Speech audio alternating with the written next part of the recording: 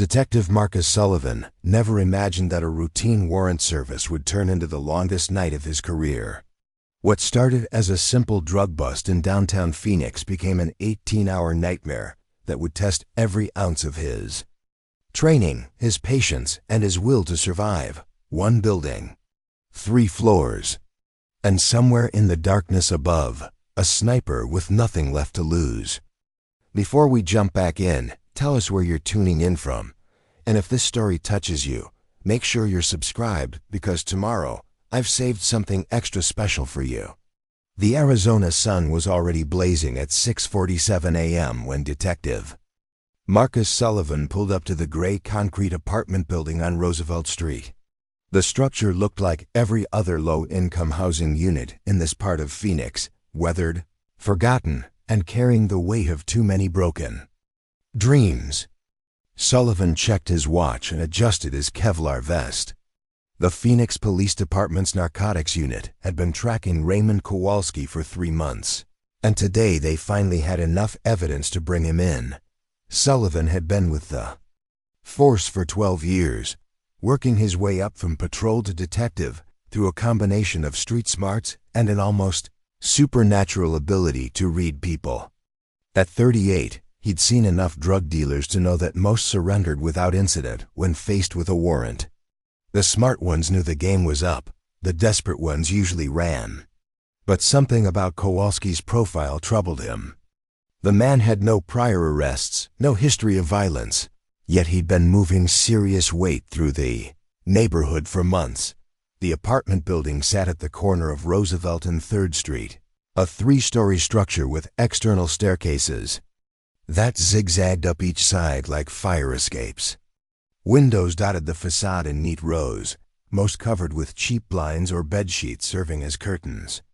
Sullivan's backup, Officers Janet Rodriguez and Mike Chen, were already positioned at the rear exit. The plan was simple. Sullivan would approach the front door of apartment 3B, announce himself, and serve the warrant. Standard procedure. Sullivan climbed the external staircase to the 3rd floor, his boots echoing against the metal grating. The morning air already carried the heat that would make Phoenix unbearable by noon. He could hear the distant hum of air conditioning units working overtime and the occasional bark of a dog from somewhere in the complex. Normal sounds of a neighborhood waking up. Apartment 3B sat at the far end of the 3rd floor walkway. Sullivan positioned himself to the side of the door, never standing directly in front of a door when serving a warrant. His training officer had drilled into him years ago. He knocked firmly, 3 solid raps that announced authority without aggression. Raymond Kowalski, this is Detective Sullivan with Phoenix PD. I have a warrant for your arrest. Please open the door. Silence. Sullivan waited 30 seconds, then knocked again, harder this time. Mr. Kowalski, I need you to open this door. We can do this the easy way. The silence stretched longer. Sullivan pressed his ear to the door and heard movement inside, the creak of floorboards, the sound of something heavy being dragged across the floor. His instincts kicked in. Something was wrong. Rodriguez Chen, suspect may be destroying evidence or preparing to run. Move to your positions. Sullivan tried the door handle. Locked. He stepped back and examined the doorframe. The wood looked solid, but the lock mechanism appeared standard. He could kick it in if necessary, but protocol demanded he give the suspect every opportunity to comply peacefully. Mr. Kowalski, this is your final warning. Open the door now, or we're coming in. The response came in the form of splintering wood.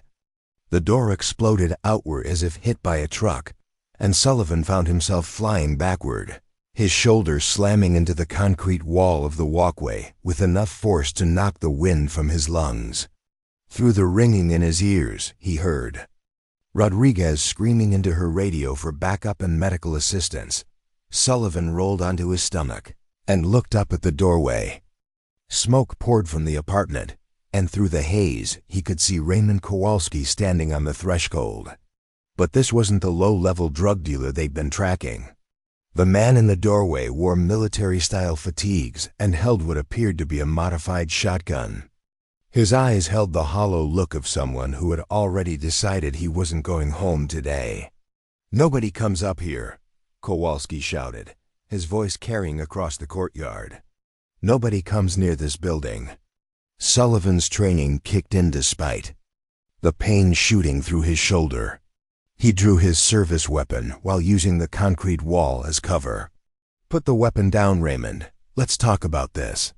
Instead of responding, Kowalski raised the shotgun and fired another round down the walkway. The blast echoed between the buildings like thunder, and Sullivan felt concrete chips rain down on his back. He keyed his radio with his free hand. "Officer down, officer down.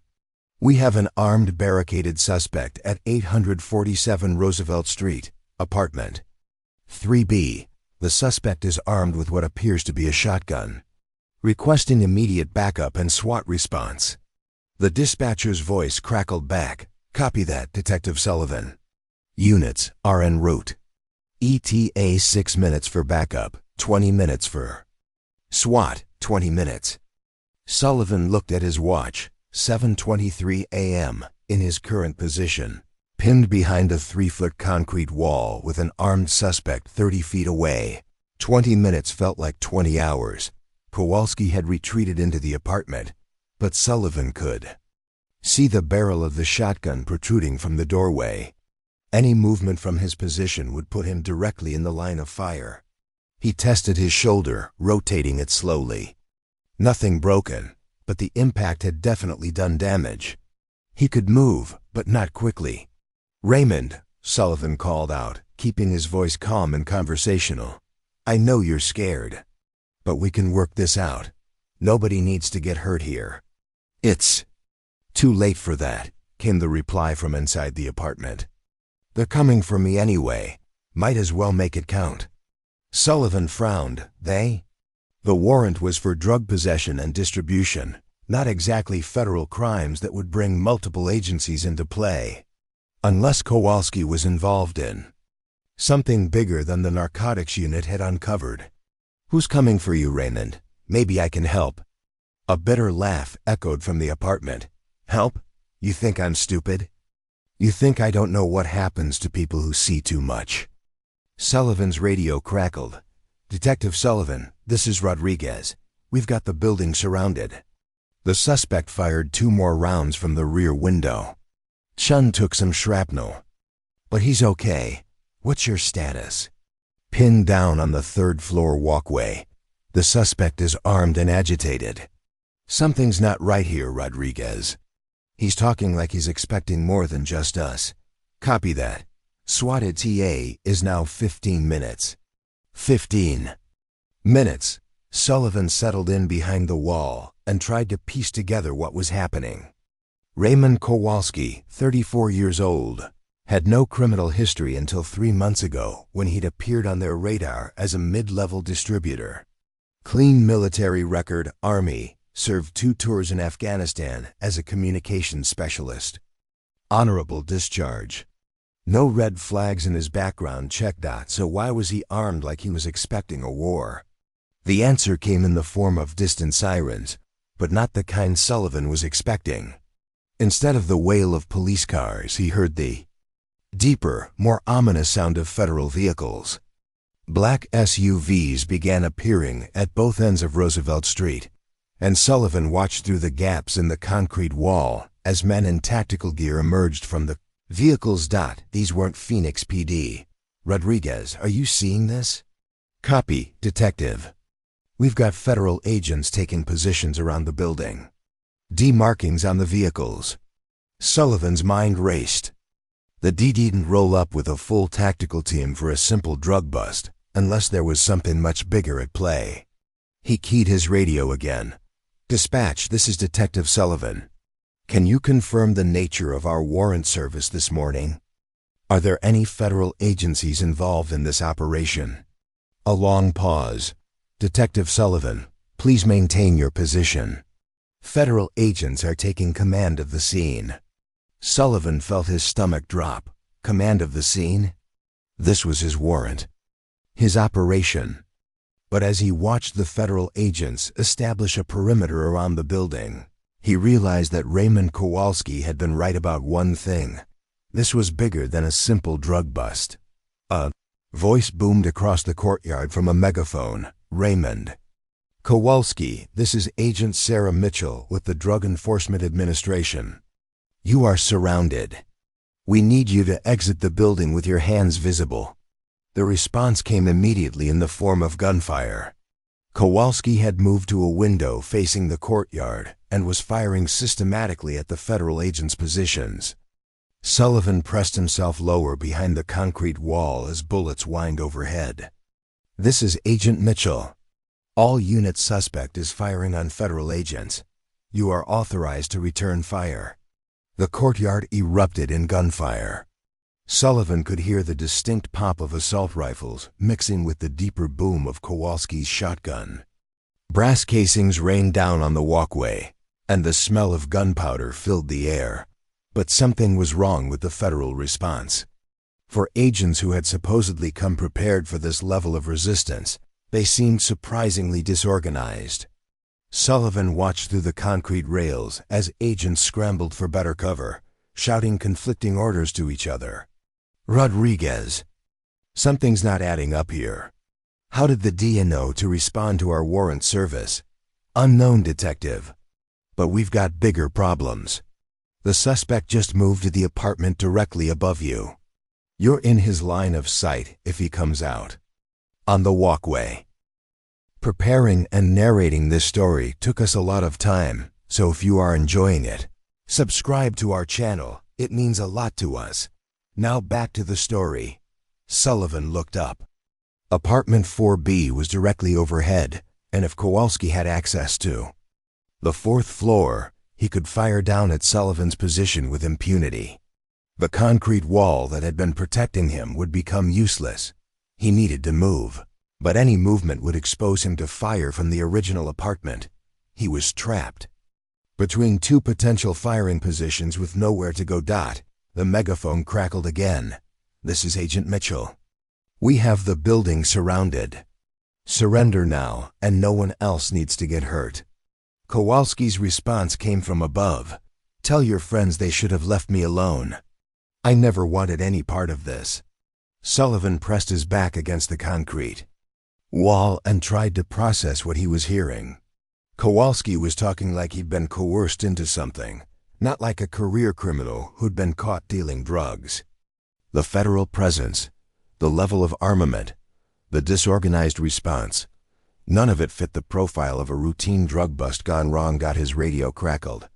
"Detective Sullivan, this is Captain Morrison. What's your current status?" "Pinned down on the third-floor walkway. Federal agents have taken command of the scene." "Captain, what's really going on here?" A long pause. "Sullivan, I need you to stay put and let the feds handle this. That's an order." The tone in Morrison's voice told Sullivan everything he needed to know. His captain was being told what to say, which meant the federal presence wasn't a coincidence. They'd known this was going to happen. Sullivan checked his watch. 7:54 a.m. He'd been pinned down for 31 minutes, and the situation was deteriorating rapidly. Kowalski had the high ground. Federal agents were establishing sniper positions on surrounding buildings, and Sullivan was caught in the middle with nowhere to run.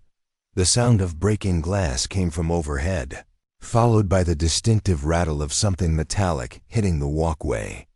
Sullivan looked up to see a small, cylindrical object rolling toward his position.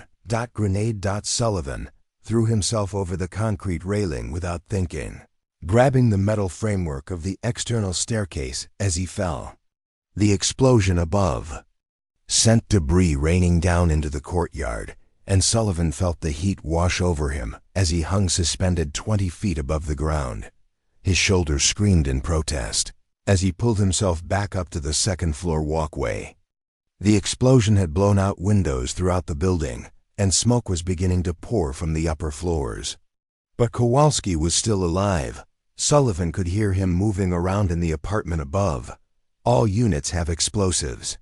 Repeat, The suspect has explosive devices. Maintain a safe distance. Sullivan found himself laughing despite the situation. Safe distance. He was 30 feet from a man with grenades and no escape route. Safe distance was a luxury he didn't have. His radio crackled. "Detective Sullivan, report your status." "Still alive," Sullivan replied, checking himself for injuries. "The suspect has explosive devices. I'm trapped on the second-floor walkway. I need an extraction plan." "Negative, detective. Maintain your position. Do not attempt to move." Sullivan stared at his radio in disbelief. They wanted him to stay pinned down while Kowalski threw grenades at him. He keyed the radio again. "Captain, I need clarification on that order." "You heard me, Sullivan. Stay put. That's final." The pieces of the puzzle were starting to come together, and Sullivan didn't like the picture they were forming. The federal agents, the mysterious nature of the warrant, the order to stay in harm's way, it all pointed to one conclusion. Raymond Kowalski knew something that powerful people wanted to keep quiet, and Sullivan had walked into the middle of a cleanup. The question was, what did Kowalski know, and how many people were willing to kill to keep it secret? The smoke from the explosion began to clear as Sullivan crouched on the second-floor walkway, his mind racing through possibilities. Each scenario led to the same uncomfortable conclusion. He was expendable in whatever operation was unfolding around him. The federal agents below had taken defensive positions, but their movements seemed more focused on containment than resolution. Sullivan's phone buzzed. A text message from an unknown number. "Check your email. Trust no one." Raymond Kowalski. But how did he have Sullivan's personal number? Sullivan pulled up his email on his phone, keeping one eye on the walkway above. A new message had arrived 3 minutes ago from a temporary email address. The subject line read, "Why they really want me dead." The email contained a single attachment, a video file dated 6 weeks earlier. Sullivan hit play, keeping the volume low. The footage was grainy, clearly shot from a concealed camera. It showed what appeared to be a warehouse loading dock at night. Several men in expensive suits were supervising the unloading of wooden crates from a semi-truck. Sullivan recognized one of the faces immediately, Commissioner Bradley Hayes, the head of Phoenix PD's Internal Affairs Division. But it was the second face that made Sullivan's blood run cold. Agent Sarah Mitchell, the same D agent currently commanding the siege operation, was handing Hayes what looked like bundles of cash. The video continued for another 2 minutes, showing Hayes and Mitchell examining the contents of the crates. Even through the poor video quality, Sullivan could make out plastic-wrapped packages that looked nothing like the drugs typically seized in narcotics operations. These packages were too uniform, too professionally packaged. The video cut to black, replaced by a text overlay, Phoenix PD Evidence Locker. March 15, 2024. Sullivan's hands trembled as he read the final message. "They're using police evidence storage to move products for the cartel. Hayes and Mitchell have been doing this for 2 years. I was their tech support until I found out what was really in those packages." A sound from above made Sullivan pocket his phone quickly. Kowalski was moving again, but this time his footsteps were heading toward the staircase. Sullivan pressed himself against the concrete wall and listened to the deliberate, measured pace of someone who knew exactly where he was going. "Detective Sullivan," Kowalski's voice carried down the stairwell. "I know you got my message. We need to talk." Sullivan kept his weapon drawn but didn't respond immediately. The video had changed everything, but it could also be an elaborate trap. "I'm listening," Sullivan finally called back. "Not here, too many ears. But I need you to understand something. I never dealt drugs. I was hired to maintain secure communications for what I thought was a legitimate operation. When I realized what was really happening, I tried to walk away. That's when they decided I was a liability. Footsteps echoed on the metal staircase as Kowalski descended to the third floor. Sullivan could see his shadow through the gaps in the stairs, but held his fire. Everything about this situation defied his training, but his instincts told him Kowalski was telling the truth. "The warrant they used to find me," Kowalski continued. "It's based on falsified evidence. Hayes planted drugs in my apartment 2 weeks ago during a routine inspection of the building. I have it all on video." Sullivan's radio crackled. "Detective." "Sullivan, what's your status?" "We're hearing conversation up there." Sullivan looked down at the federal agents in the courtyard. If Kowalski was telling the truth, then Agent Mitchell wasn't here to arrest a drug dealer. She was here to eliminate a witness. "Everything's under control," Sullivan replied into his radio. "The suspect is attempting to negotiate." "Copy that. Keep him talking." "Sniper teams are moving into position on adjacent buildings." "Sniper teams." Sullivan felt his stomach drop.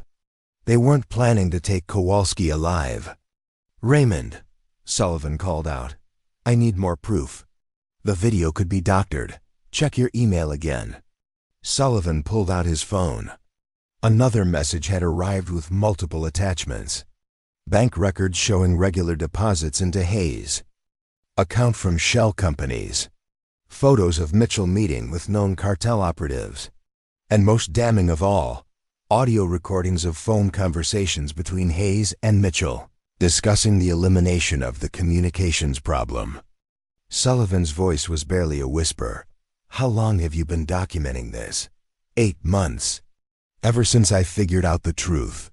I've been waiting for someone clean to come along, someone who wasn't already compromised. When I saw your name on the warrant, I looked into your record. 12 years, never a hint of corruption. No excessive force complaints. No connections to Hayes or Mitchell. Why didn't you just turn this over to the FBI? A bitter laugh echoed down the stairwell. You think this stops at Phoenix PD? Mitchell has connections throughout the federal system. The only reason she's D instead of FBI is because it gives her access to more seizure operations. Sullivan's phone buzzed with another text. Check the news. Phoenix warehouse fire last night. Sullivan quickly pulled up a local news website. The headline made his blood run cold. Mysterious warehouse fire claims life of computer technician. The accompanying photo showed a burned-out building that looked identical to the location in Kowalski's video. The article identified the victim as David Park, a freelance IT specialist who had been working late when the fire started. But Sullivan recognized the name. David Park had been listed in Kowalski's phone records as a frequent contact. They killed your partner, Sullivan said quietly. David was going to go to the media today.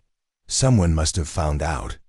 Kowalski's voice carried a weight of grief and rage. That's why they moved up the timeline on me. They can't afford any more witnesses. Sullivan looked down at the federal agents in the courtyard. Their positions had shifted subtly in the last few minutes, creating clear fields of fire toward the upper floors of the building. They weren't preparing for a negotiated surrender. They were preparing for an execution. Raymond, I believe you. But we're both dead if we stay here. Those sniper teams aren't planning to take you alive. I know. But I've got one more card to play. Everything I've collected over the past 8 months, videos, audio recordings, financial documents, it's all stored on a secure server with a dead man switch. If I don't check in every 12 hours, everything gets automatically sent to every major news outlet in the country. Sullivan felt a spark of hope. When's your next check-in? 2 hours ago. Sullivan's hope evaporated. Then why haven't the files been released? Because I manually delayed the transmission when I realized they were coming for me today. I figured if I could get one honest cop to listen to the evidence, maybe we could find a way out of this that doesn't end with both of us dead. What do you need from me? Access to your police database. I need to upload copies of everything to your internal servers before they kill the internet connection to this building. If the evidence is stored on Phoenix PD servers, they can't make it disappear without exposing themselves. Sullivan considered the request. Using police resources to aid a barricaded suspect violated every protocol in the book.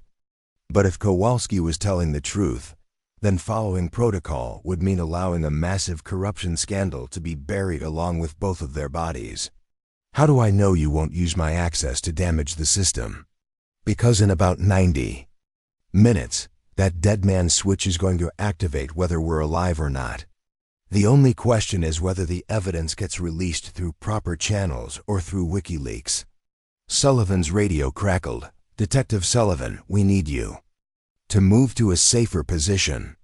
The suspect appears to be moving toward your location. Sullivan looked up the stairwell where Kowalski's shadow was visible on the landing above. Negative. The suspect is attempting to surrender. I'm conducting preliminary negotiations. Copy that, but be advised sniper teams report they have clear shots if negotiations fail. Sullivan keyed his radio again. Understood. How much time do I have? Command wants this resolved within the hour. An hour. Sullivan checked his watch. 9:17 a.m. By 10:17, either Kowalski would be dead, or they would both be dead, or somehow they would find a way to expose the corruption that had led to this standoff. Raymond, I'm going to give you access to my login credentials, but I need something from you first. Name it. I need you to send me copies of the most damning evidence. Not everything, just enough to prove your story if something happens to the main files. Already done. Check your personal email again. Sullivan's phone showed 3 new messages, each containing what appeared to be smoking gun evidence of the Hayes Mitchell operation. Bank records, photos, and a particularly clear audio recording of Hayes discussing the elimination of loose ends. This is enough to bring down half the department, Sullivan said quietly. Which is why they're willing to kill us both to stop it. Sullivan made his decision. He pulled out his police-issued laptop and connected to the department's secure network. His login credentials gave him access to the internal evidence database, the same system where Hayes had been storing confiscated drugs before redistributing them to cartel contacts. I'm uploading your files to Evidence Locker 7743, Sullivan said. That's a cold case storage section that only gets access during major investigations. The files will be date-stamped and automatically backed up to the federal database. How long will that take? 6 minutes for the full upload. We don't have 6 minutes. The sniper teams just got into position. Sullivan looked across the courtyard to the surrounding buildings. Red laser dots were dancing across the concrete walls near his position. The snipers were already acquiring targets. Can you get to the roof? Sullivan asked. Negative. They've got overwatch on all the exits. But I can buy us time if you can finish the upload. How? Instead of answering, Kowalski moved back up the staircase. Sullivan heard the sound of furniture being dragged across the floor above, followed by the distinctive click of a rifle bolt being chambered. What are you doing up there? Giving them something to worry about besides you. The first shot came from Kowalski's position, aimed at one of the sniper nests across the street. Sullivan watched through the concrete rails as the sniper jerked back from his scope. The shot had missed, but it had definitely gotten their attention. The response was immediate and overwhelming. Multiple sniper rifles opened fire simultaneously, their bullets chewing through the concrete around the third-floor windows. Sullivan pressed himself against the floor as chunks of building rained down around him. His laptop showed the upload progress, 43% complete. More gunfire erupted from above as Kowalski returned fire. He seemed to be moving between different windows, making it difficult for the snipers to establish clear shots. But Sullivan could tell from the sound of the impacts that they were getting closer to their target, with each volley 0.67% complete. Sullivan's radio was now alive with chatter. Suspect is engaging sniper teams. All units maintain cover. Do not advance until the suspect is neutralized. Detective Sullivan, report your status immediately. Sullivan ignored the radio and focused on his laptop screen. 84% complete. A new sound joined the gunfire, the distinctive hump of a grenade launcher. Sullivan looked up to see smoke canisters arcing through the air toward the building. Within seconds, the entire third floor was obscured by thick white smoke. That's tear gas, Kowalski called down. They're preparing for an assault. 92% complete. Sullivan could hear boots on the external staircases as tactical teams prepared to breach the building. The tear gas was starting to drift down to the second floor, making his eyes water and his throat burn. 97% complete. Raymond, whatever you're planning to do it now. They're coming up. Already done. I just triggered the dead man switch. Manually, everything's going out to the media in real time. 98% complete. The sound of splintering wood came from above as the tactical team breached the third floor apartments. Shouting voices, flashbang grenades, and automatic weapons fire filled the air. 99% complete. Sullivan's laptop screen flashed, upload successful. Files transferred to evidence locker, 7,743. Backup complete. 100% complete. It's done, Sullivan called up through the smoke. The files are in the system. The response came not from Kowalski, but from Agent Mitchell's voice over a megaphone. Detective Sullivan, you are ordered to surrender your weapon and exit the building immediately. You are now considered a material witness in a federal investigation. Material witness. Sullivan almost laughed. They were going to arrest him to keep him quiet, assuming they could find a way to make the uploaded evidence disappear from the police database. But they had made one critical mistake. In their rush to contain the situation, they had forgotten that Sullivan wasn't just a detective. He was also a veteran of the Afghanistan conflict who had spent 18 months in Kandahar learning how to survive in urban combat zones. And, unlike Raymond Kowalski, Marcus Sullivan had no intention of dying today. Sullivan closed his laptop and secured it in his tactical vest. The tear gas was getting thicker, but his military training kicked in as he controlled his breathing and began moving through the smoke. The second-floor walkway provided limited cover, but it also offered something that tactical teams hadn't anticipated: multiple escape routes that only someone familiar with urban warfare would recognize. The building's construction was typical of 1980s low-income housing: concrete block walls, steel-reinforced door frames, and a network of utility access panels that connected to the building's infrastructure.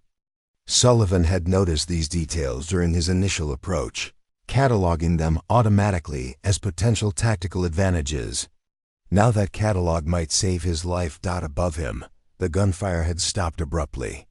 Either Kowalski was dead, or he had found a way to evade the tactical team. Sullivan's radio crackled with terse communications between the assault units. Third floor secure. No sign of the primary suspect. Negative visual on Detective Sullivan. Last known position: second floor walkway, east side. Smoke is too thick for thermal imaging. We're going to have to clear floor by floor. Sullivan smiled grimly. They were treating this like a standard building clearing operation, which meant they would methodically work their way down from the top floor. That gave him perhaps 10 minutes before they reached his current position. He moved carefully along the walkway, staying low and using the smoke as concealment. The apartment directly in front of him, 2B, had its door slightly ajar. Sullivan could hear no movement from inside, but the unit offered access to the 5 building's interior and potentially to service corridors that wouldn't appear on any tactical map. Sullivan eased the door open and slipped inside. The apartment was empty, abandoned by tenants who had fled when the shooting started. But it was the layout that interested him. Like most buildings of this era, The apartments shared common walls with utility chases that housed electrical, plumbing, and VECA systems. These chases often connected to a central mechanical room in the basement.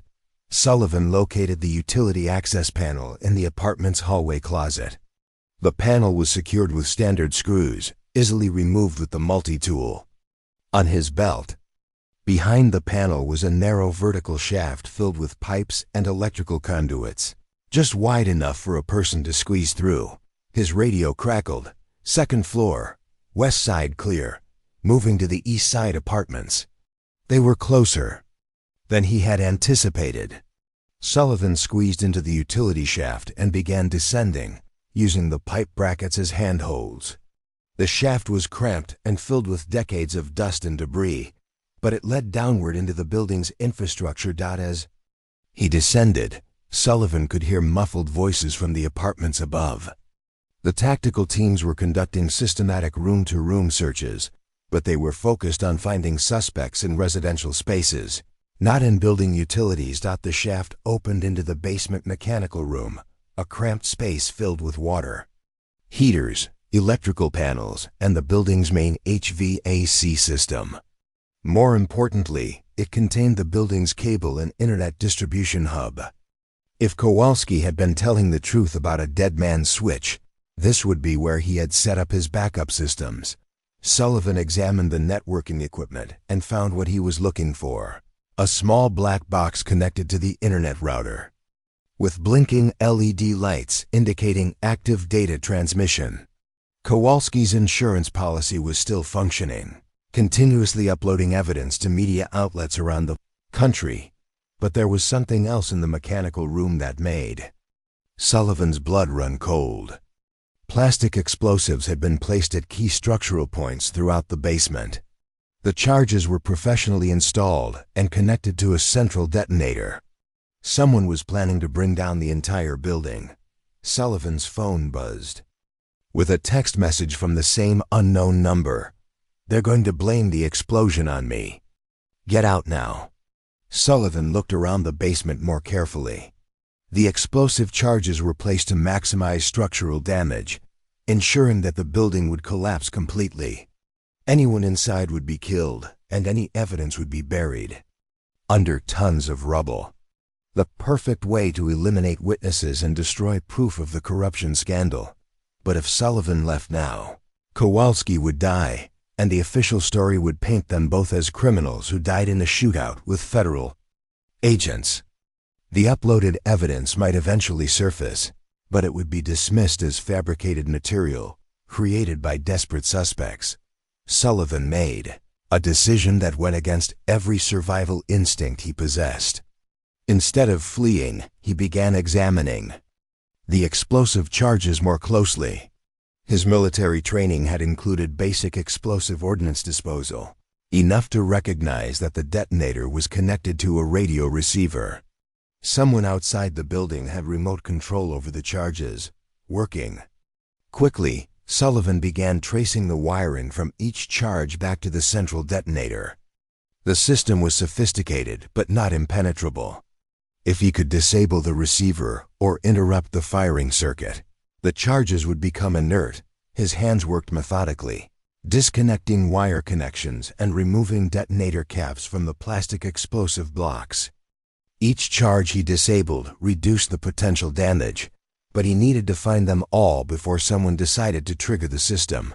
A new sound echoed through the basement, footsteps on the stairs leading down from the first floor. Someone was coming, and Sullivan was trapped in a room full of partially disarmed explosives with nowhere to run. Sullivan drew his weapon and positioned himself behind the main electrical panel, using it as cover while he continued working on the detonator system.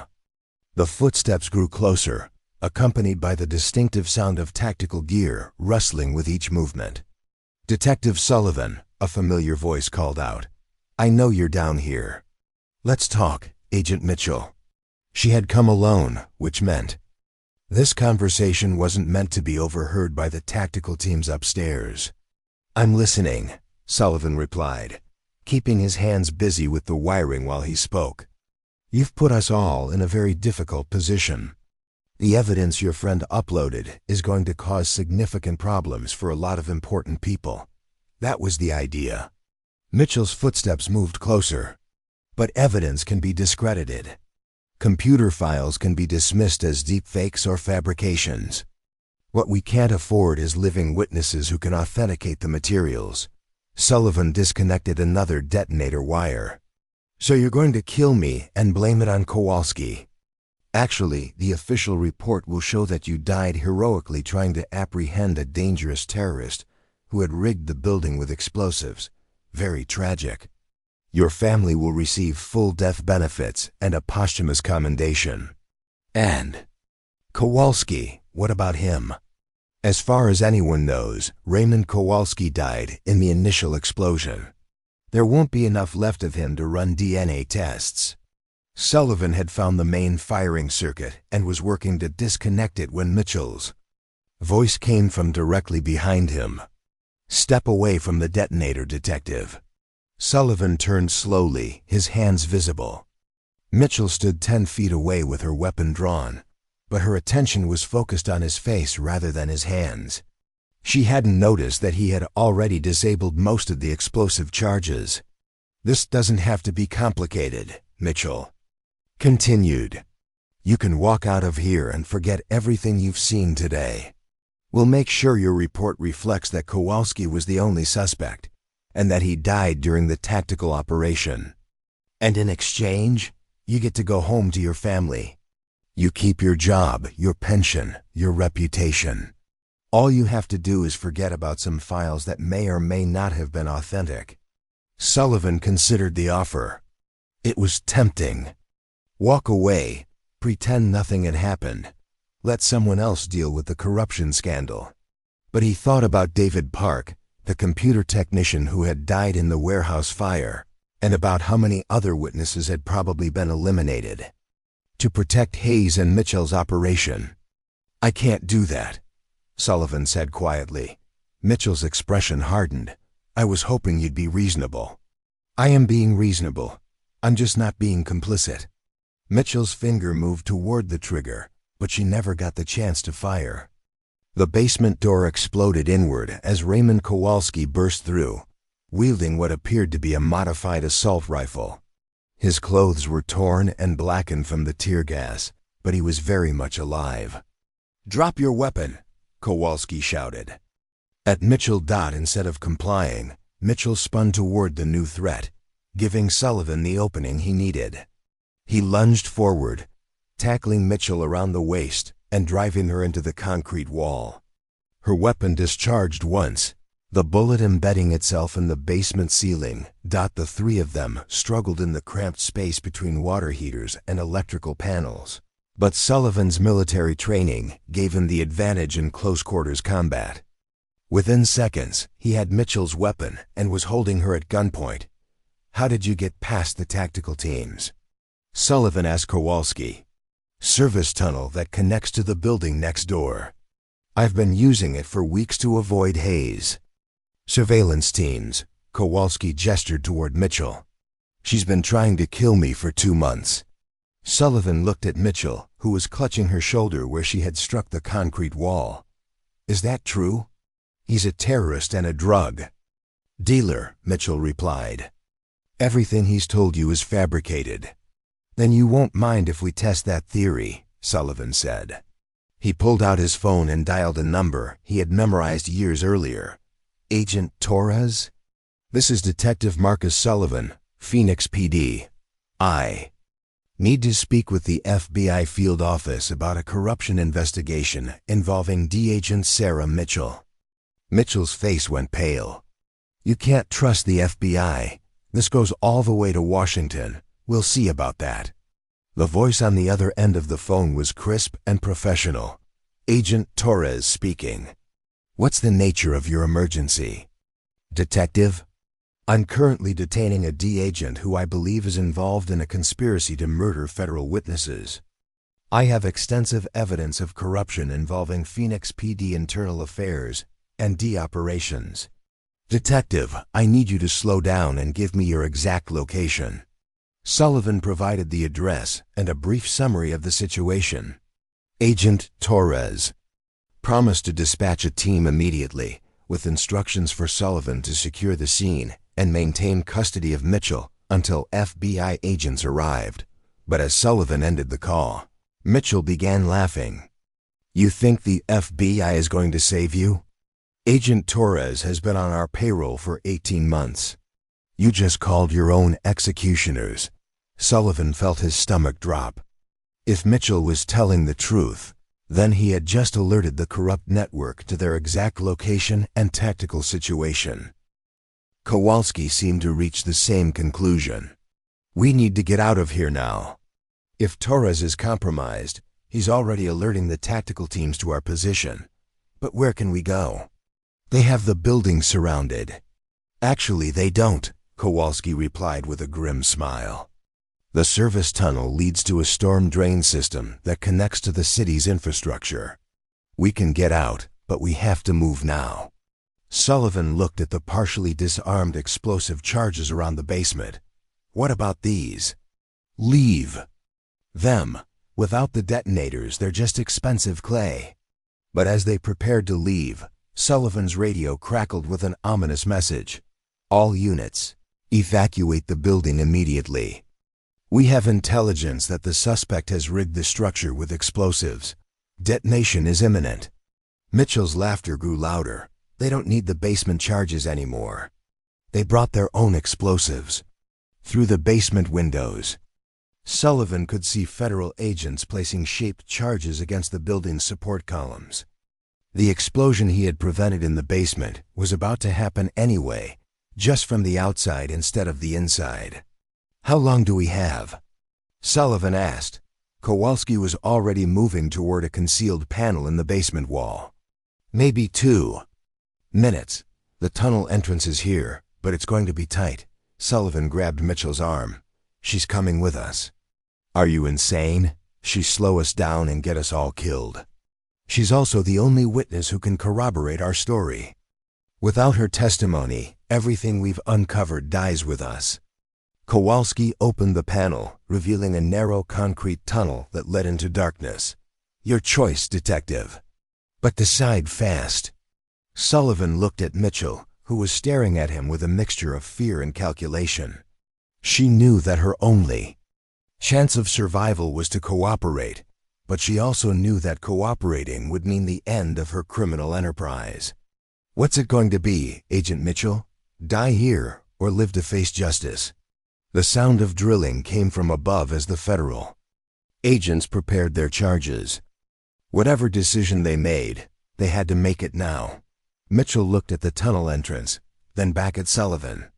"If I cooperate, what guarantees do I have?" "None," Sullivan replied honestly. "But it's better odds than staying here." The drilling stopped. In the sudden silence, Sullivan could hear the faint beeping of electronic timers being activated that they were out of time. Sullivan grabbed Mitchell's wrist and pushed her toward the tunnel entrance. "Move, now." Kowalski had already disappeared into the narrow concrete passage, his voice echoing back. "Stay low and keep moving. The tunnel drops 20 feet over the next 100 yards. Sullivan pushed Mitchell ahead of him and squeezed into the tunnel just as the first explosion shook the building above. Dust and debris rained down from the concrete ceiling, and the LED emergency lighting flickered ominously. The tunnel was barely 4 feet high, forcing them to crawl on hands and knees through decades of accumulated grime and moisture. Mitchell was struggling with her injured shoulder, slowing their progress as more explosions echoed through the building's structure. "How much farther?" Sullivan called ahead to Kowalski. 50 yards to the first junction. From there we can access the storm drain system." Another explosion, much closer this time. The shock wave traveling through the tunnel felt like being inside a drum during a thunderstorm. Sullivan could hear the distinctive sound of structural steel twisting and concrete cracking as the building above began its collapse. Mitchell stumbled, her breath coming in ragged gasps. "I can single quotes T. my shoulder. Sullivan grabbed her uninjured arm and hauled her forward. "You don't get to quit now. Keep moving." The tunnel began to slope downward more steeply, and Sullivan could hear the sound of running water ahead. They were approaching the storm drain system that Kowalski had mentioned, but whether they could reach it before the building collapse sealed their escape route was another question entirely. "There," Kowalski's voice came from ahead. "I can see the junction." Sullivan pushed Mitchell toward the sound of Kowalski's voice and emerged into a wider concrete chamber where 3 tunnels converged. Water flowed through channels cut into the floor, and the air carried the distinctive smell of the city's underground infrastructure. Behind them, the access tunnel they had just crawled through began to buckle as the building's foundation shifted. Within seconds, tons of concrete and steel would seal off their escape route permanently. "Which way?" Sullivan asked. Kowalski was studying a faded city utilities map painted on the chamber wall. "North tunnel leads to the municipal water treatment facility. The south tunnel connects to the downtown business district. East tunnel." The building collapse reached a crescendo above them, sending shock waves through the underground chamber. Chunks of concrete began falling from the ceiling, and several of the utility pipes burst, sending pressurized water spraying across the space. "East tunnel," Kowalski finished quickly. "It leads to Phoenix Sky Harbor Airport. There's an emergency. Exit near Terminal 4. Airport security, federal jurisdiction, multiple news outlets, and hundreds of witnesses." If they could reach the airport, it would be almost impossible for the corrupt network to eliminate them quietly. "How long will it take to get there?" Sullivan asked as they began moving through the East Tunnel. 30 minutes if we maintain a good pace, but this tunnel isn't maintained like the others. Could be flooded sections, cave-ins, utility obstructions." Mitchell was moving more steadily now, motivated by the sound of rushing water behind them as the building's water mains burst and began flooding the lower levels of the storm drain system. "Detective Sullivan," she said as they walked through knee-deep water, "you realize this won't end even if we reach the airport." Meaning Hayes and I were middle management. "The operation involves federal judges, administrators, and at least 3 members of Congress.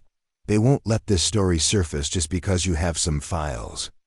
Sullivan kept his flashlight trained on the tunnel ahead, but he was listening carefully. "Who else is involved?"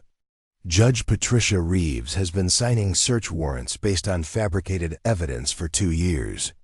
Congressman Daniel Morrison's campaign received over $1 million in donations from shell companies connected to the cartel.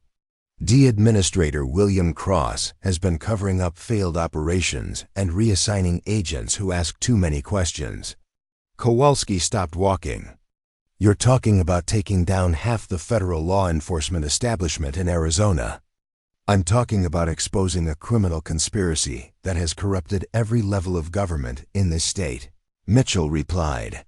"And they will kill anyone necessary to protect it." Sullivan processed this information as they continued through the tunnel. The uploaded evidence files were damaging, but if Mitchell was telling the truth about the scope of the conspiracy, then even federal protection might not be enough to keep them alive long enough to testify. "There's something else," Mitchell continued. "The cartel operation isn't just about drugs. They've been using Phoenix as a distribution hub for weapons trafficking to criminal organizations throughout the Southwest. Some of those weapons have been used in terrorist attacks." "Terrorist attacks?" Sullivan stopped walking. "The Phoenix Mall shooting 3 months ago. The gunman used weapons that were traced back to a seizure that supposedly resulted in the weapons being destroyed. But Hayes had them redirected to cartel contacts instead." Sullivan remembered the mall shooting. 15 people were killed, including 2 children. The gunman had used military-grade weapons that had puzzled investigators because they couldn't trace the source. "You're saying that Hayes and the cartel are indirectly responsible for those deaths?" "I'm saying that corruption has consequences beyond drug trafficking. When you start falsifying evidence and redirecting seizures, people die. The tunnel began to curve upward, and Sullivan could see natural light filtering down from somewhere ahead. They were approaching an exit point, but he could also hear voices echoing through the tunnel system. "Someone's down there," Sullivan whispered. Drawing his weapon, Kowalski moved to the tunnel wall and listened carefully. Multiple voices coming from the direction of the airport. They found the tunnel entrance. "How is that possible?" Sullivan asked. Mitchell answered quietly, "Because I helped design the emergency extraction protocols for this operation 2 years ago. Every escape route we might use has already been mapped and monitored."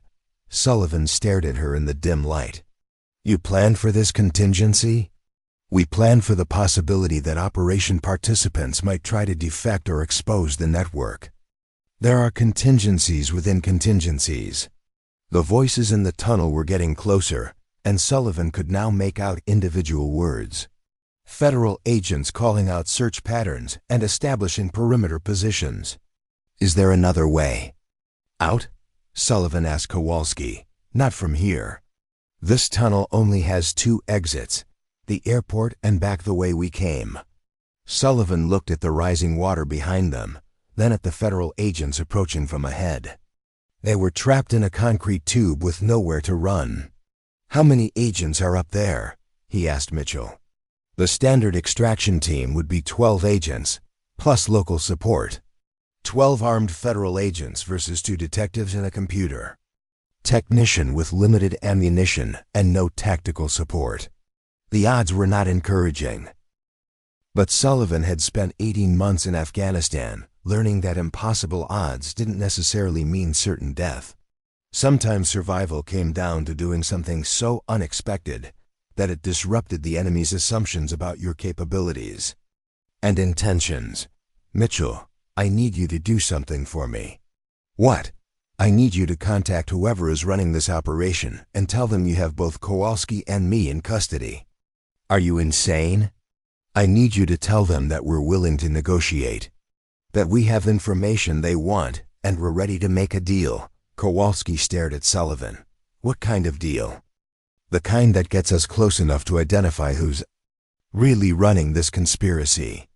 Mitchell pulled out her cell phone and looked at the screen. "I have a signal. But if I make this call, there's no going back. They'll expect me to deliver both of you, and you will. Just not the way they're expecting." Sullivan quickly outlined his plan. It was dangerous, relied on perfect timing, and assumed that the corruption network's confidence would make them careless. But it was also the only strategy that offered any hope of exposing the full scope of the conspiracy, while keeping them alive long enough to testify. "This is completely insane," Kowalski said when Sullivan finished explaining. "Do you have a better idea?" "Run toward the airport and hope we can fight our way through 12 federal agents? That's what they're expecting us to do. Which is exactly why we're going to do the opposite." Mitchell was still holding her phone. "If this goes wrong, we're all dead. If we don't try it, we're dead anyway. Make the call." Mitchell dialed a number and waited for an answer. When someone picked up, her voice became calm and professional. "This is Agent Mitchell. I have both subjects in custody. They're willing to negotiate a resolution, but they want to speak directly with whoever has authority to make binding agreements." Sullivan could hear the voice on the other end, but couldn't make out the words. "Yes, I understand the risks," Mitchell continued. "But they claim to have additional evidence that hasn't been uploaded yet. Evidence that could implicate federal judges and members of Congress." Another pause. "Location is a storm drain access. Tunnel, approximately half a mile east of the target building. I need extraction support and authorization to proceed with preliminary negotiations." Mitchell ended the call and looked at Sullivan. "They're sending someone with decision-making authority, at 20 minutes. Who? They wouldn't say over the phone. But whoever it is, they're bringing a full tactical support team." Sullivan checked his weapon and his remaining ammunition. 2 magazines plus whatever Kowalski was carrying. Not much firepower against a federal tactical team, but hopefully enough for what he had in mind. "Remember," Sullivan said to both of them, "the goal isn't to win a firefight. The goal is to get whoever shows up on record admitting to the conspiracy.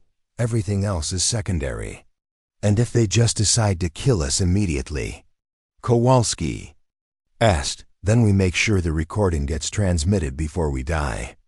Sullivan pulled out his phone and activated the recording function, then connected it to an app that would automatically upload any recordings to a cloud storage service. Whatever happened in the next 20 minutes would be preserved and transmitted. Even if none of them survived to explain it, the sound of vehicles approaching echoed through the tunnel system. Heavy engines, multiple units, and the distinctive whine of tactical equipment being deployed. "They're here," Mitchell said quietly. Sullivan positioned himself where he could see the tunnel entrance while remaining partially concealed behind a concrete support pillar. Kowalski took a position on the opposite side of the tunnel, and Mitchell stood in the center where she would be clearly visible to whoever came down. "Remember," Sullivan whispered, "let them talk. The more they say, the more evidence we have." Footsteps echoed through the tunnel as a group of armed figures approached their position. But when the first person came into view, Sullivan felt his blood run cold. It wasn't a federal agent or a cartel operative. It was Captain Morrison, his own commanding officer from Phoenix PD. Behind Morrison came 2 people Sullivan recognized from news coverage: Judge Patricia Reeves and Congressman Daniel Morrison. Following them were 6 heavily armed agents whose uniforms bore no identifying markings. "Hello, Marcus," Captain Morrison said calmly. "I'm disappointed it came to this." Sullivan kept his weapon trained on the group, but didn't respond immediately. His phone was recording everything, and he needed these people to incriminate themselves. "On tape, Agent Mitchell tells us you have additional evidence that concerns federal officials," Judge Reeves said. "We're here to discuss a resolution that protects everyone's interests." "Including mine?" Sullivan asked. "That depends entirely on how reasonable you're willing to be," Congressman Morrison replied. "We understand you've been through a traumatic experience today. Sometimes in the heat of the moment, people see things that aren't really there." Sullivan almost smiled. They were going to try to convince him that everything he had witnessed was a misunderstanding or a hallucination brought on by stress and combat fatigue. "What about the evidence files that were uploaded to the police database?" "Computer files can be fabricated," Captain Morrison said. "Digital evidence is notoriously unreliable in court. Without corroborating witness testimony, those files are just sophisticated fiction. And what would it take to ensure that no corroborating testimony ever surfaces?" Judge Reeves stepped forward. "Detective Sullivan, you're a good cop who got caught up in a situation beyond your understanding. Agent Mitchell was conducting a deep cover operation targeting cartel infiltration of law enforcement. Raymond Kowalski was a criminal informant whose cover was blown. Everything you think you witnessed today was part of an elaborate sting operation. A sting operation that involved killing David Park. David Park died in an accidental fire while attempting to destroy evidence of his vice own criminal activities," Congressman Morrison said smoothly. "His death was tragic, but it wasn't connected to any federal operation." Sullivan looked at the 3 corrupt officials standing in front of him. They had answers for everything, explanations that would sound plausible to anyone who hadn't lived through the events of the day. But they had made one critical mistake. They had admitted that they knew about David Park's death, and they had provided specific details about his activities that weren't in any public record. Sullivan's phone continued recording as the most powerful people in Arizona's law enforcement and political establishment revealed the depths of their corruption. One carefully crafted lie at a time. Sullivan kept his expression neutral as Judge Reeves continued weaving her elaborate fabrication. Each word was being recorded, Each lie was being preserved for posterity.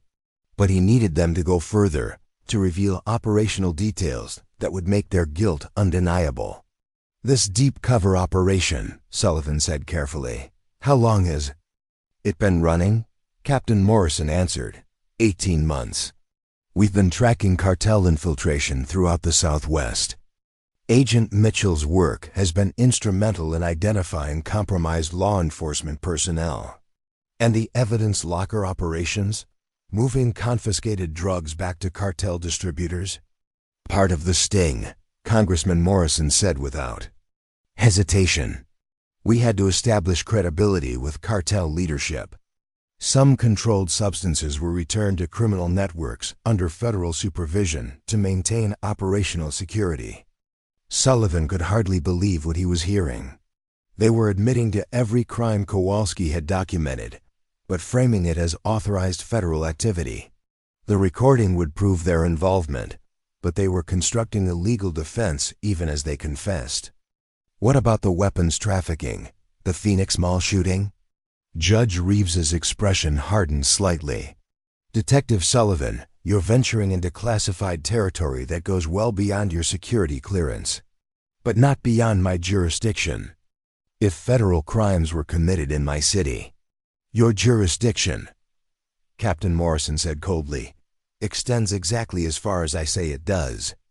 And right now, I'm ordering you to surrender your weapon and submit to federal debriefing." Sullivan looked at the 6 armed agents positioned behind the 3 officials.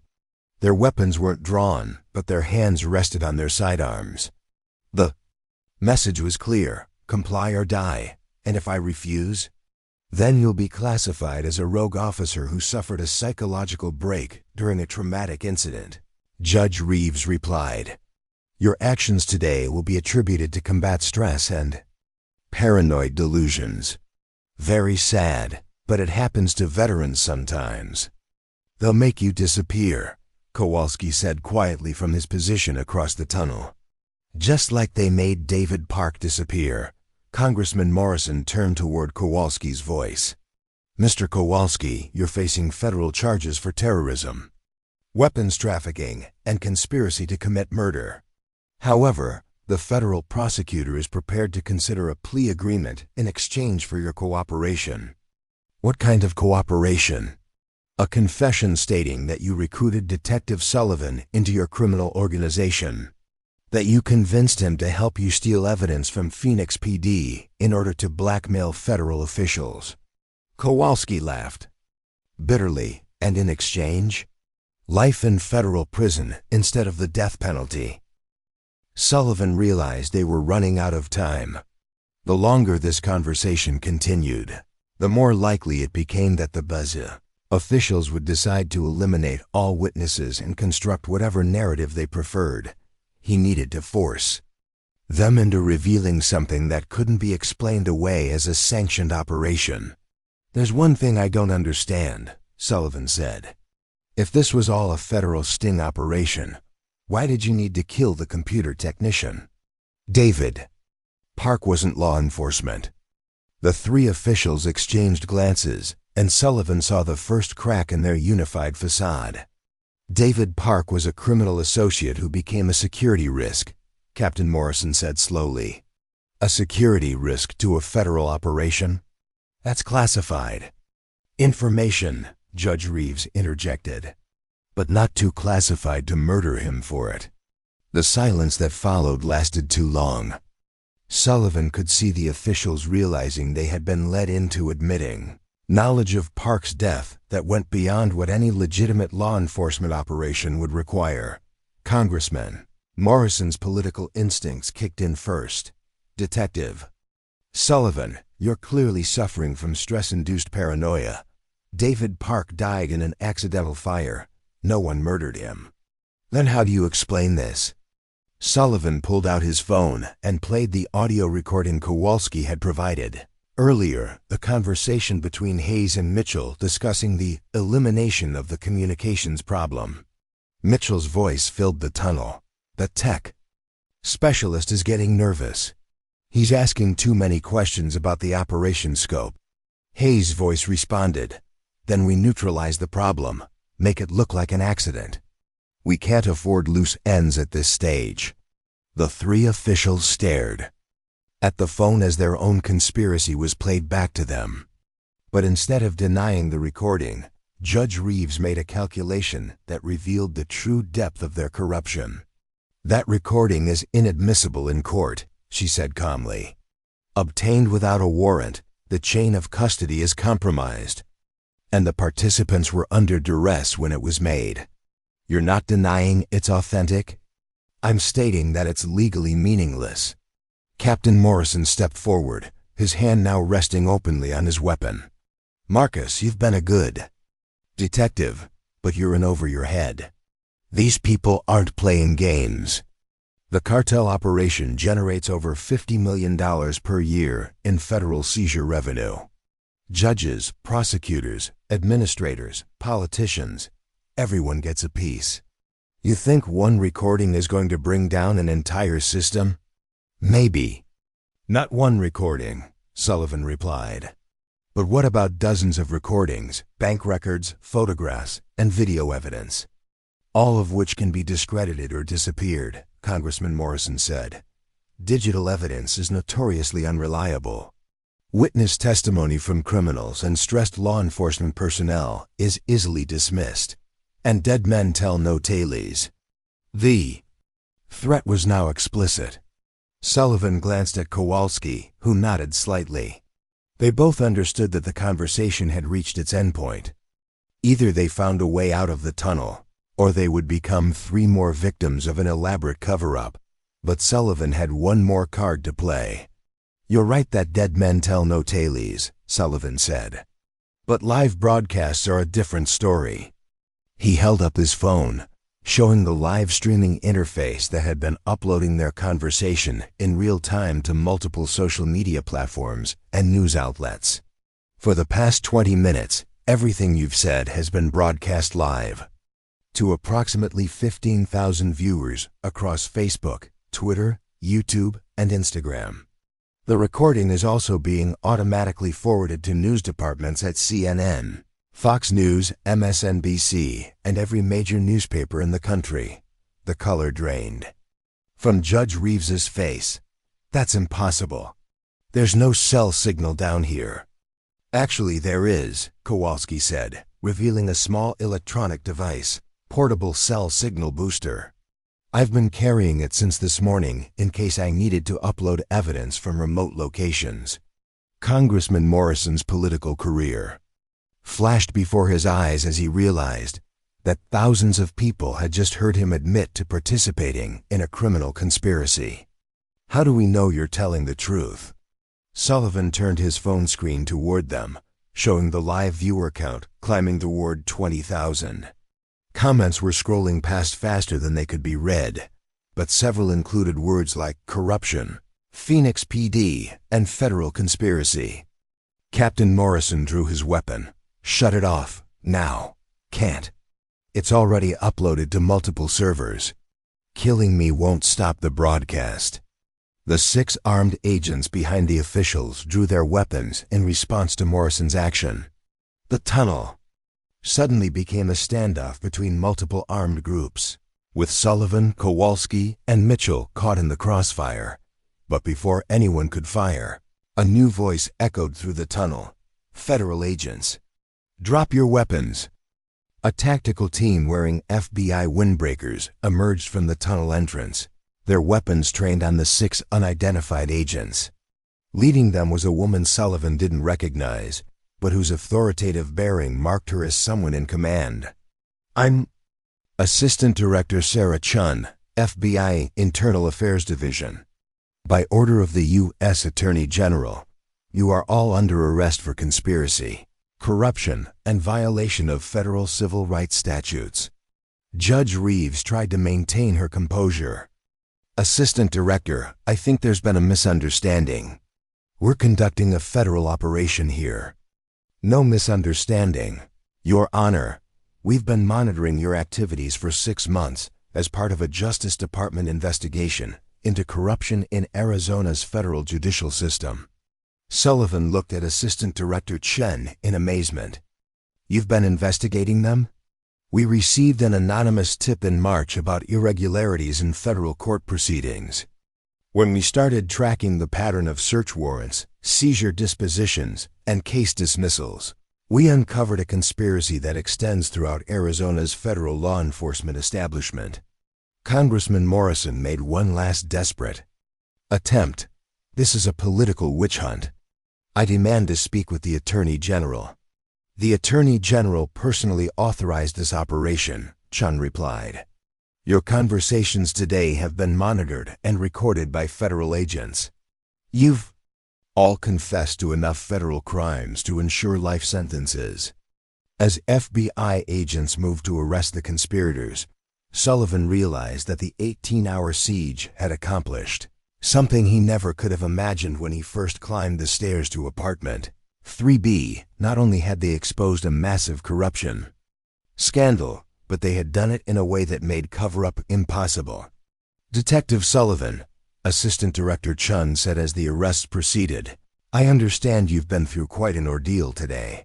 We'll need extensive debriefing, but I want you to know that your actions probably saved dozens of lives and exposed corruption that could have continued for years.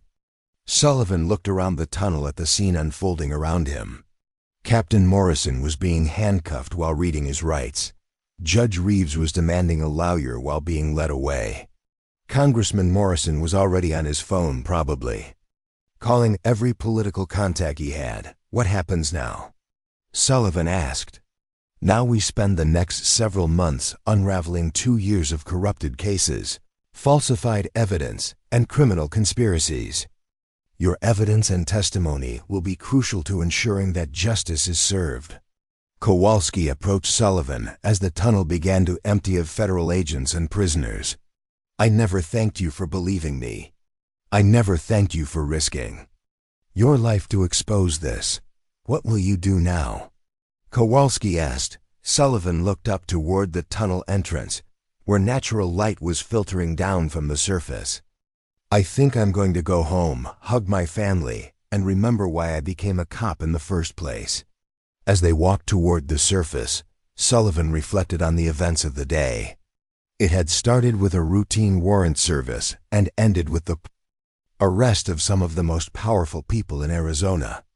The siege had lasted 18 hours, but the investigation and trials would probably take years.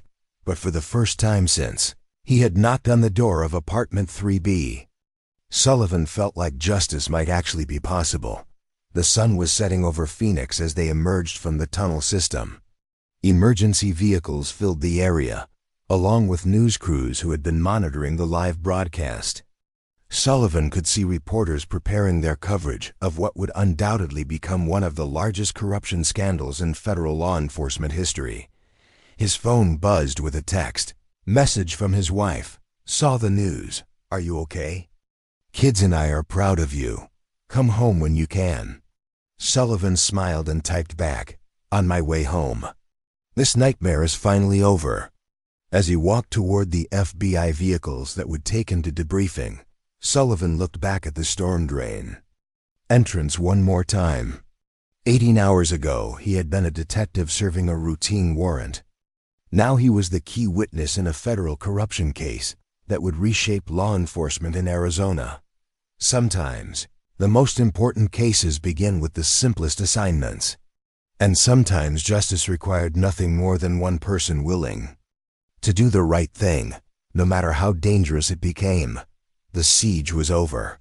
The real work of justice was just beginning. Detective Marcus Sullivan stood in the witness box of the federal courthouse in downtown Phoenix, facing a courtroom packed with media, federal prosecutors, and defense attorneys representing the largest corruption case in Arizona's history. The mahogany-paneled courtroom felt worlds away from the concrete tunnels where this all began.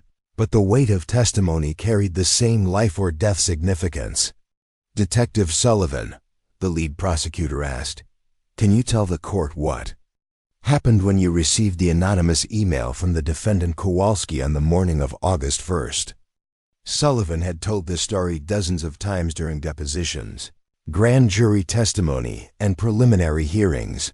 but each telling revealed new details that prosecutors used to build their case. The evidence recovered from Kowalski's secure servers had proven even more extensive than anyone imagined. Financial records spanning 3 years, communications between corrupt officials and cartel operatives, and video surveillance of illegal operations conducted under the guise of federal law enforcement. The email contained video footage showing Commissioner Hayes and Agent Mitchell conducting what appeared to be a drug transaction at a warehouse facility. However, subsequent investigation revealed they were actually redistributing seized narcotics to cartel distributors in exchange for cash payments. The defense attorney for Judge Reeves rose to object. "Your Honor, the witness is offering conclusions based on speculation rather than direct observation." "Overruled," Judge William Crawford replied. "The witness is testifying about findings from the subsequent federal investigation, which is admissible." Judge Crawford had been brought in from the Federal District Court in Denver specifically for this case, since every federal judge in Arizona had potential conflicts of interest. The prosecution had argued successfully that the corruption was so pervasive that no local judicial officials could be trusted to oversee the proceedings. Sullivan continued his testimony, describing the 18-hour siege in methodical detail. The jury, 12 citizens who had been subjected to extensive background checks to ensure they had no connections to any of the defendants, listened intently as he recounted the discovery of explosive charges, the underground chase, and the final confrontation in the storm drain. But it was the cross-examination that proved most revealing. The defense attorneys, representing 17 different defendants, including federal agents, judges, prosecutors, and political figures, had coordinated their strategy to portray the entire operation as a legitimate federal sting that had been misunderstood by local law enforcement. Detective Sullivan, the attorney for Captain Morrison, began. "Isn't it true that you had no training in federal undercover operations?" "That's correct." "And isn't it possible that what you interpreted as criminal activity was actually a sanctioned federal operation designed to infiltrate cartel networks?" Sullivan had anticipated this line of questioning. "If that were true, then why did Agent Mitchell attempt to murder me in the basement of the apartment building?" According to Agent Mitchell's testimony, she was defending herself against what she believed was an armed and unstable police officer who had suffered a psychological breakdown, and the explosive charges placed throughout the basement part of the operational security protocol for the federal investigation. Sullivan looked across the courtroom at Agent Mitchell, who sat at the defendant's table in an orange jumpsuit. Her attempt to claim the entire operation was sanctioned had fallen apart when FBI forensic accountants discovered over $2 million in unexplained deposits to offshore accounts she controlled. If the operation was sanctioned, Sullivan continued, then why did federal authorities arrest everyone involved and charge them with conspiracy, corruption, and civil rights violations? The defense attorney's objection was sustained, but the damage was done. The jury had heard the fundamental question that undermined every defense strategy. If this was legitimate law enforcement, why was everyone involved now in federal prison? During a recess, Sullivan met with Assistant Director Chun in the courthouse cafeteria. The FBI's investigation had expanded far beyond Arizona, uncovering similar corruption networks in Nevada, New Mexico, and Colorado. The cartel's strategy of infiltrating federal law enforcement had been more successful than anyone imagined.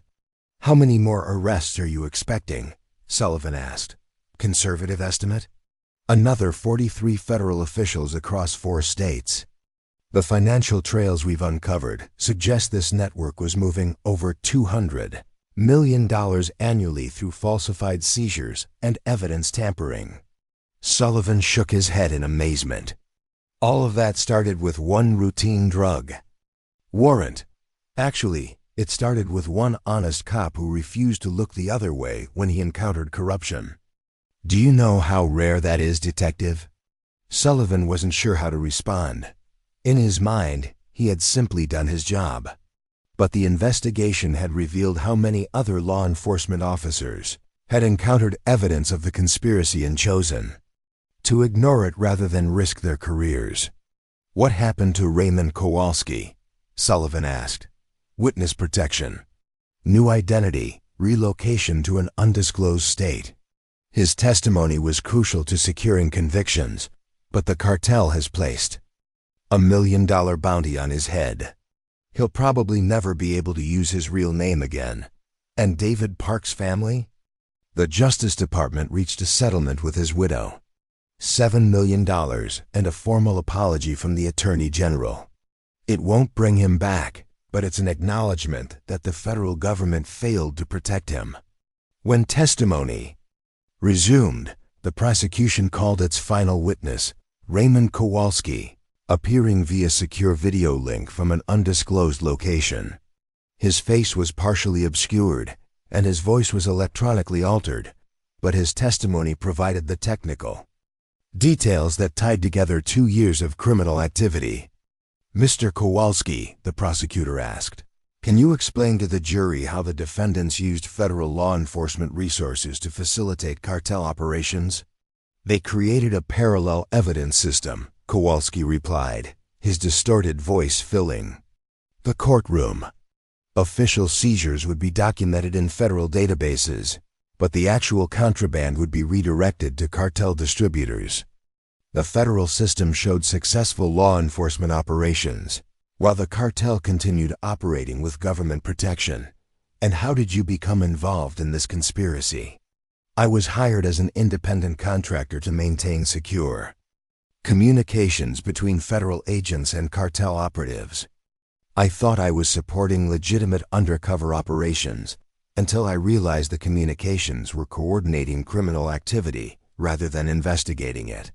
The defense attorneys attempted to discredit Kowalski's testimony by questioning his technical expertise and suggesting he had fabricated evidence to avoid prosecution for his own crimes.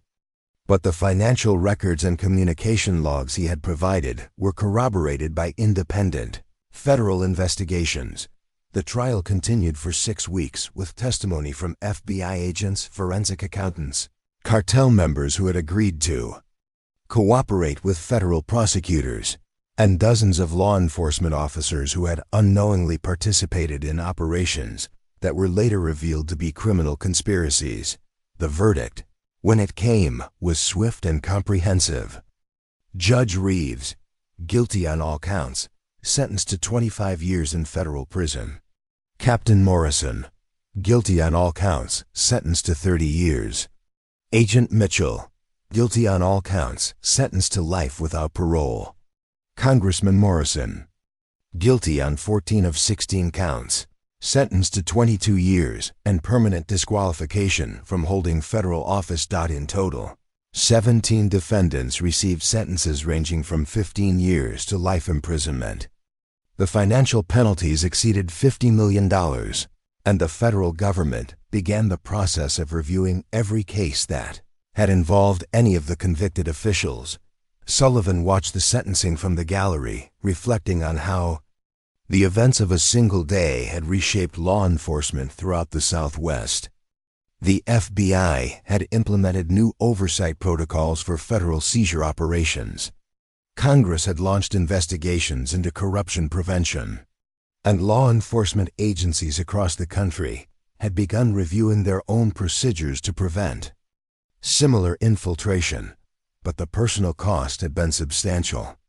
Sullivan's marriage had survived the stress and media attention, but barely. His children had endured months of security details and threats from cartel associates. His career in law enforcement was effectively over. No police department wanted to hire someone whose testimony had sent 17 federal officials to prison. "Detective Sullivan?" A reporter approached him outside the courthouse. "Do you have any regrets about how this all unfolded?" Sullivan considered the question carefully. 18 months of investigations, trials, and testimony. Hundreds of criminal cases thrown out because of corrupted evidence.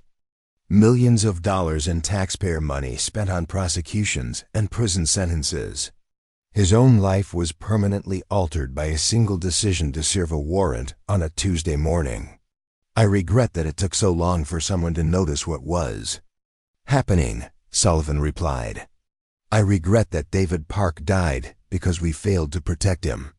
I regret that hundreds of criminals escaped justice because the evidence against them was compromised by corrupt officials. But do you regret exposing the corruption? Never. Justice delayed is justice denied, but justice corrupted is no justice at all." As Sullivan walked toward his car, his phone buzzed with a text message from an unknown number. "Thank you for believing in the truth. Starting a new life tomorrow. We'll never forget what you risked for justice. Raymond Kowalski, beginning." His new identity in witness protection had sent one final message before disappearing forever into federal anonymity. Sullivan typed back, "Stay safe. The truth was worth it." 6 months later, Sullivan received a package with no return address. Inside was a newspaper clipping from a small town in Montana, reporting on the arrest of 3 individuals for drug trafficking. The defendants had been caught with narcotics and weapons that were traced back to federal seizures that should have been destroyed years earlier.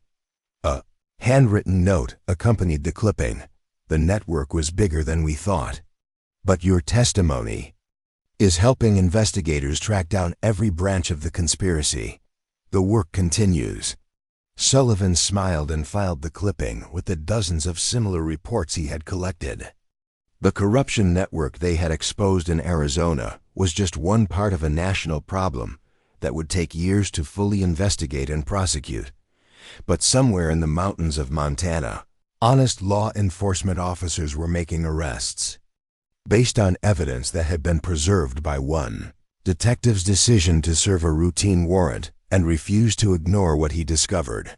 The siege had lasted 18 hours. The impact would last for decades. Justice, Sullivan had learned, was not a single dramatic moment, but a continuous process that required constant vigilance from ordinary people willing to do extraordinary things when the situation demanded it. The shot that changed everything had not been fired from a rifle or a handgun. It had been the decision to document the truth and refuse to let corruption hide in the shadows of official authority. Sometimes the most important battles were fought not with weapons, but with witnesses who refused to remain silent when silence meant allowing injustice to continue. The real victory was not the convictions or the prison sentences, but the knowledge that the next Raymond Kowalski who discovered evidence of corruption would have a system in place to protect him and ensure his testimony reached the courts. Sullivan started his car and drove home to his family, carrying with him the satisfaction that comes from doing the right thing when doing the right thing was the hardest choice to make. The siege was over. The work of justice would never end. Up next, you've got 2 more standout stories right on your screen. If this one hits the mark, you won't want to pass these up. Just click and check them out. And don't forget to subscribe and turn on the notification bell so you don't miss any upload from us.